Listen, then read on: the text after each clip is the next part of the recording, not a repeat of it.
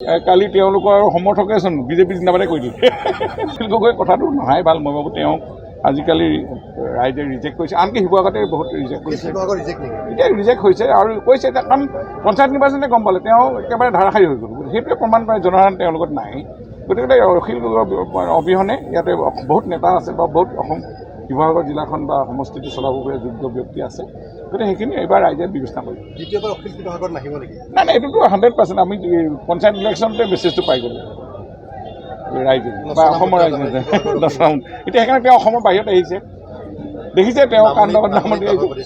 কালি তেওঁলোকৰ সমৰ্থকেচোন বিজেপি জিন্দাবাদে কৈ দিলে হয় নহয় গতিকে এইখিনি ক্ষেত্ৰত তেখেতেও কথাখিনি অলপ নিজে বেলেগ ক'ৰবাত ভাল ছেফটি জেগা বিচাৰ ভাল বুলি ভাবোঁ হয় নহয়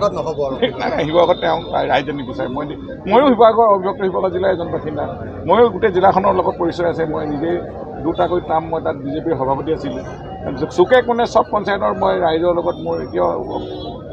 যোগাযোগ আছে কিন্তু সকলোৱে কৈছে যে আমি যোৱাবাৰ আৱেগ মাতৃৰ কান্দোন এজন সন্তানৰ যেনেকৈ আমাৰ এইবিলাক অসমীয়া মানুহ আচলতে আৱেগ নহয় জানো এইটো পৃথিৱীতে নাজানে যে অসমীয়া মানুহবিলাক খুব আৱেগিক আৰু খুব মৰমীয়াল ধন্যবাদ নাই নাই সেইকাৰণে তেওঁ ভাবিছে ক'ৰবাত মই ভাবোঁ যে অহাবাৰ ক'ৰবাত সংখ্যালঘু চিট এটাই ল'বগৈ নেকি ক'ৰবাত তেনেকুৱা ধৰণৰ এটা ইংগিত দেখিছোঁ